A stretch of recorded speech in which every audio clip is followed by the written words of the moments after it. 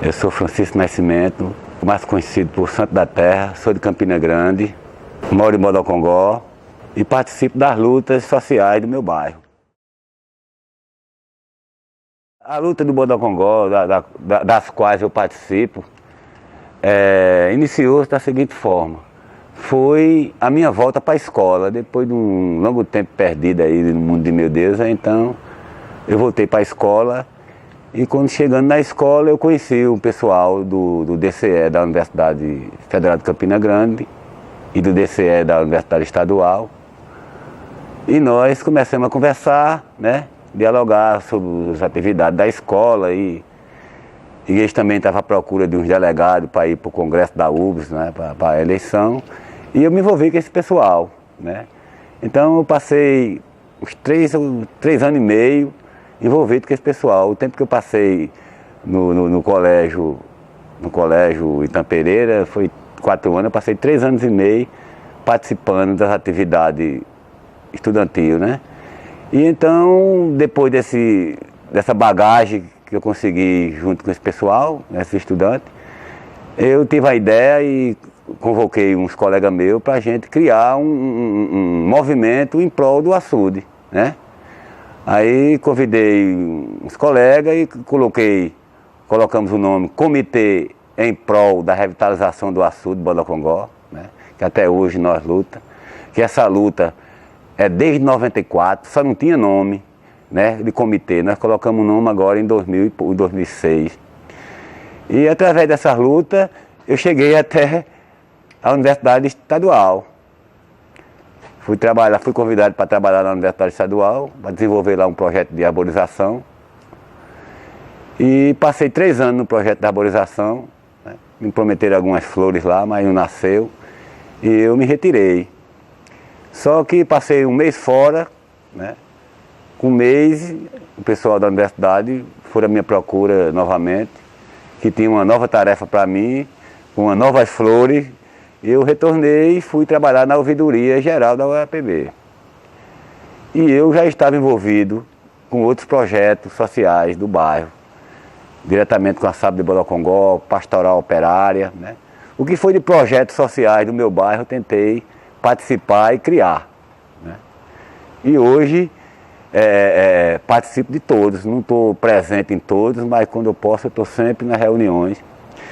E nessa segunda ida para a UEPB, eu conheci o professor Dailton e o professor Pedro.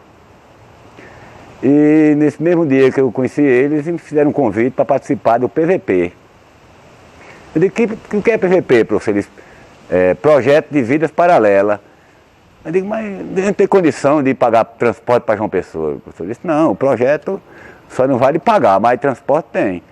Então eu vim para o PVP, né? Do PVP participei aí vim para o MOPS. Aí do MOPS cheguei à ANEPS, né? E depois, agora no PNAB, juntamente nos outros projetos. Então hoje onde tem projetos sociais eu me sinto dentro.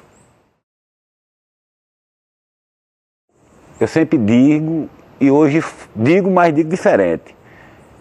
Eu dizia, a gente chamava a praia de Campina Grande, o açude de Bodocongó. Até por conta que ele era mesmo. Não tinha tanta poluição como tem hoje. A cidade cresceu ao redor do açude, né? E então hoje o açude está poluído, não tem mais aquela água boa, que a gente tem até uma letra de um colega que diz assim, Bodocongó, quem conheceu teu açude, do clube aquático da tristeza recordar. Não se vê mais barco, jangada ou canoa, nem aquela água boa para os turistas se banhar. Hoje é pasta, é lixo, é sujeira, é poluição. Minha querida rainha da Borborema, esse é um dos seus problemas que queremos solução. Cadê os homens públicos da nossa cidade e as universidades que existem a seu redor? Ninguém faz nada, ninguém toma uma atitude. O que era um belo açude está tão feio que dá dó, né? Então a praia hoje está tão feia que dá dó. Mas ela continua, o açude continua vivo, cara. O açude é um pai de família. Como eu tenho vários momentos, eu tenho umas escritas que eu falo sempre, colocando ele como um pai de família, porque ele surgiu para matar a sede do povo de Campina. Só que na época que ele foi criado, foram feitos 2 estudos das águas no mundo. Então Bodocongó tem esse privilégio de, no Brasil, ter sido o único manancial a ser analisada a água que deu imprópria, né? Mas a água não deu para beber, mas ela trouxe um benefício grandioso para o bairro. Deu o nome do bairro, que até então o nome do bairro chamava-se Ramada, porque a mata estava de lado ali. Trouxe um parque industrial para Bodocongó. Trouxe universidade, que hoje tem 2 universidades, escolas técnicas, hospitais, né? Centro técnico do couro e do calçado, centro de calçado, que até Bodocongó tem tudo que um bairro merece, né? Então, só falta agora revitalizar o açude, né? Que é o nosso cartão postal, que a gente... Eu, quando chego na beira do açude, eu dá vontade de chorar, cara. Porque por onde eu passo, a semana eu passei pelo açude, eu encontrei, nas minhas caminhadas, já vários lixos dentro do açude. Televisão, geladeira, fogão velho, cadeira, poltrona e tantos outros lixos. Mas eu nunca tinha encontrado um lixo que me chamasse a atenção como me chamou essa semana passada. Eu passei e avistei um extintor dentro do açude. Eu caminhei, mas fiquei imaginando, pô, aquilo é o quê? Quando eu voltei, que cheguei perto, que peguei, era um extintor. O legal foi que eu peguei o extintor e falei com um camarada que mora em frente ao açude. Eu digo, ó, Geraldo, já encontrei vários tipos de lixo, mas extintor não tinha encontrado ainda não. Aí atravessei para o outro lado e fui para frente dele. Quando eu cheguei na frente dele, ele disse, foi eu que joguei. E eu me envergonhei de dizer, então cuide do seu lixo. Ele disse a mim, e agora? Eu digo, vou guardar no Museu do Lixo encontrado no açude de Bodocongó. Esse meu conhecimento que eu tenho hoje, graças a Deus, que a gente anda buscando mais, né? Cada momento a gente aprende mais. Eu nasci dentro do roçado, na beira entre o açude de Bodocongó, o roçado e a mata, né? Bodocongó, o açude, o roçado e alguma residência, já tinha algumas indústrias chegando, e a mata, né? A minha infância, eu lembro dela assim até 6 anos. Para trás eu não lembro, porque eu acho que eu fui muito mimado e não deu tempo eu lembrar das coisas. Mas com 6 anos de idade eu lembro que minha primeira caneta, eu sempre digo, minha primeira caneta que eu recebi para escrever foi inchada no roçado, né? Meu pai não estava podendo trabalhar, era acidentado. E outra, que ele também não gostava de roçado, porque ele já tinha saído do roçado, disse que o roçado não voltava mais. E minha mãe, com a barriga desse tamanho, grávida, ia para o roçado, e eu pequenininho comecei mais ela. E ela dizia que eu era o homem dela, porque não tinha quem fosse mais ela, e eu estava mais ela. Então minha mãe e minha avó foram minhas primeiras professoras, né? Minha avó tinha um quintal, cara, que era uma farmácia viva, né? Então eu sempre estava por perto dela, quer dizer, só foi acrescentando mal conhecimento, né? Depois fui para a mata, né? Ajudar a cortar a mata. Eu não cortei, mas ajudei a trazer. Porque meu pai tinha uma tropa de burro, meu tio tinha, e ia para a mata buscar madeira para fazer as casas de taipa, né? Meu pai doente de um braço, mas eu era moleque e ia, juntava aquela madeira que meus primos cortavam, botava no cantinho para fazer o molho para poder carregar o burro. Então o tempo passou, né? Eu procurei trabalhar em outro serviço, né? Para iniciar eu trabalhei de roçado, de pequeno, de 6 anos, roçado, pegar feira, ajudante de predeiro, ajudante de carregador de tijolo no jegue. Eu estava presente nessas coisas. Então, essas coisas para mim hoje elas foram riquíssimas, né? Coisa que a gente não vê mais. E só continuei. Só que com as plantas, a partir de 95, quando eu retomei a minha vida, que eu tinha até perdido até então, eu precisei tomar um medicamento. Não, eu cheguei na casa da minha mãe e me queixei sem falar. Eu fiz só, levantei os braços e fiz assim nas costas. Aí ela percebeu, disse, o que é que você tem, meu filho? Eu digo, eu estou com as costas meio assim. Ela disse, é problema na coluna. Faça um chá de folha de abacate. Eu tinha plantado um pé de abacate em casa, ele estava mais ou menos dessa altura aí. E ele tinha mais ou menos meio metro de folha seca. Eu cheguei em casa, um dia de sábado, ia ter um jogo à tarde, né? Eu fui lá no pé de abacate, colhei lá a mão cheia de folha, coloquei dentro de uma panela e botei para ferver. Ficou da cor de vinho. Meu televisão estava com problema, o cabo estava consertando a televisão lá pelo outro lado e eu assistindo o jogo aqui. E tomando chá. Só que eu bebi chá até 9 horas da noite. Quando eu fui me deitar, e deu uma vontade de ir no sanitário, eu não estava conseguindo mais urinar. Corri para o hospital, o médico me deu injeção, voltei para casa, adormeci, beleza. Quando eu me acordei, eu estava pior do que quando fui a primeira vez.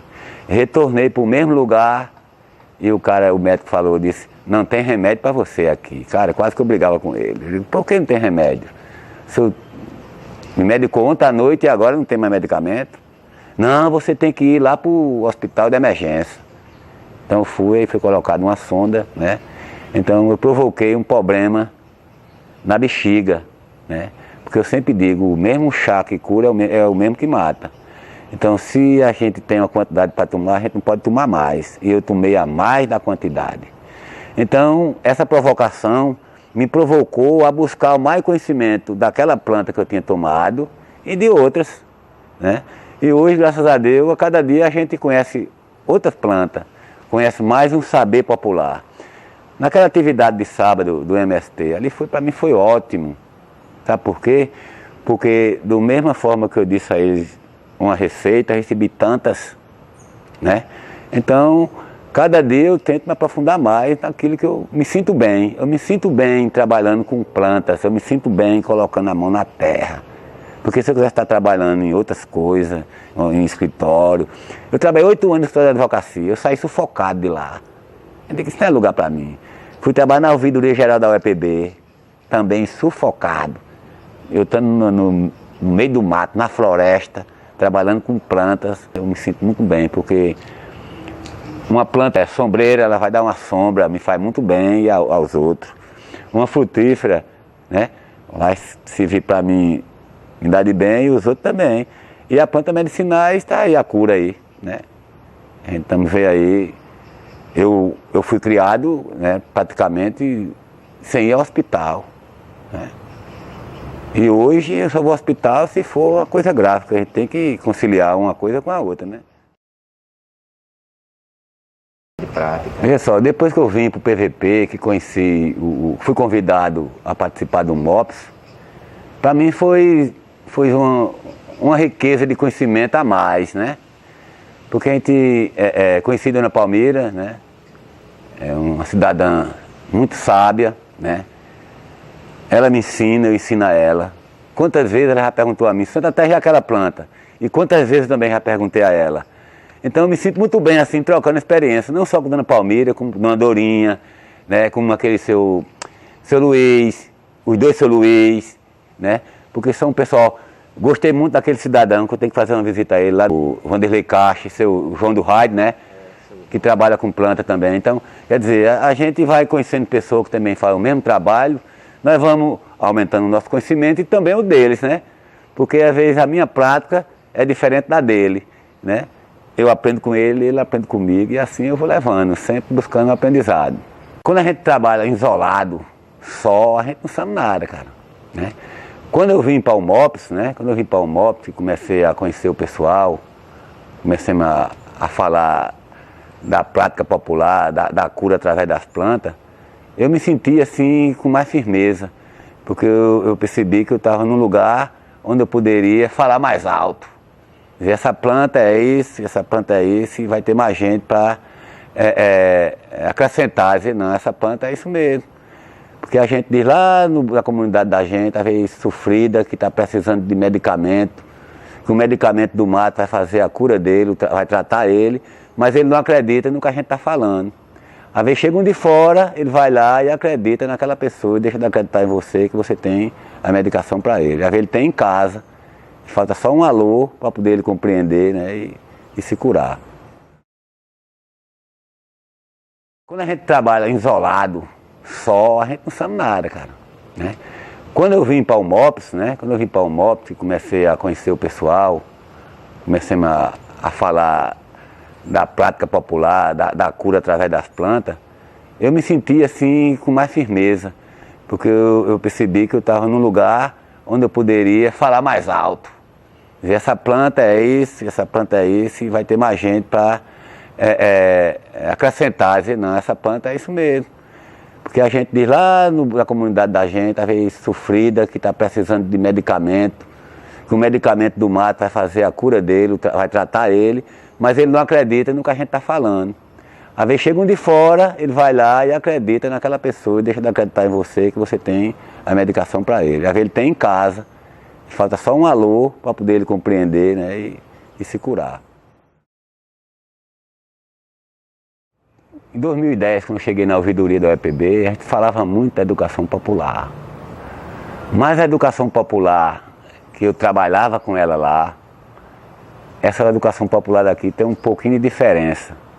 Essa é mais ativa. A que eu estava lá atrás, ela só me deixou de decepção. A gente com vontade de fazer, sabendo fazer e não vê a oportunidade de mostrar. E aqui, com essa educação popular aqui da Universidade Federal, eu vejo que as possibilidades são maiores da gente expandir o nosso conhecimento e conhecer mais, né, o que é educação popular. E também eu tenho uma bibliotecazinha comunitária, ainda ontem eu estava assistindo um videozinho de Paulo Freire, as colegas lá da UFAL, que eu conheci ela em Brasília, tanto postou ontem, eu estava vendo. Eu tenho um livro de Paulo Freire, Pedagogia do Oprimido, eu dei uma leiturazinha nele lá. Então, dos livros, com o que eu pegava na prática, que eu já praticava e não sabia o que eu praticava. Acontece que eu já fazia educação popular, antes de chegar na Universidade Estadual, antes de vir para aqui, eu fazia uma educação popular própria, né? Eu não tinha uma direção. Quer dizer, hoje eu tenho direção, hoje eu vejo, não, a gente tem que ir por aqui, a gente tem uma direção bem melhor do que antes. Então a biblioteca ela surgiu da minha necessidade.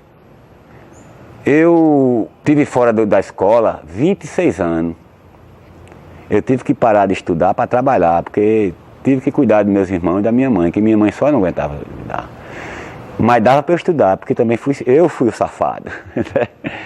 Então o tempo passou, né? Em 95 o Papai do Céu me deu uma oportunidade de sair de um caminho do alcoolismo, que eu vivia perdido no alcoolismo. E depois disso eu fui me aprofundando nas reuniões do grupo de Alcoólicos Anônimos e fui levar um problema no escritório da advocacia, problema da minha irmã. E chego lá, o camarada me pediu para fazer uma tarefa dele lá, que ele estava muito ocupado. E eu fiz. E no outro dia eu tinha que retornar para trazer uns documentos para completar lá a documentação da minha irmã. E chegando no outro dia, tinha outra tarefa do mesmo jeito. Ei, dá para tu fazer, cara? Eu vou lhe pagar essa agora. Eu digo, não, tranquilo. E eu fui. E no retorno ele me perguntou se eu queria trabalhar com ele. Eu disse, ele depende.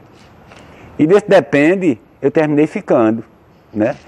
Então eu fui ficando e eu fui vendo que eu não estava legal ali. Eu precisava de saber mais, né? Eu estava dentro do direito e eu procurava saber mais. Eu só tinha a 6ª série, né? Então o que aconteceu?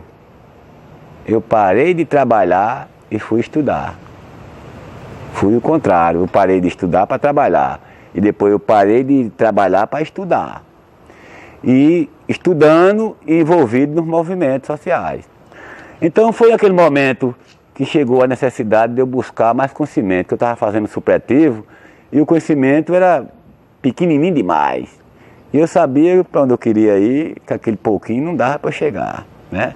Então eu comecei a buscar uns livros, lá vai, um livro para aqui, outro para acolá, comprava um aqui, outro ali. E de repente eu já estava emprestando livros para os vizinhos. E um dia eu disse para o meu colega, eu digo, mas Ricardo, é a biblioteca comunitária, é? E parece que o Papai do Céu ouviu, quando foi com uns dias eu encontrei um colega meu, professor de História, ele de Santa Terra.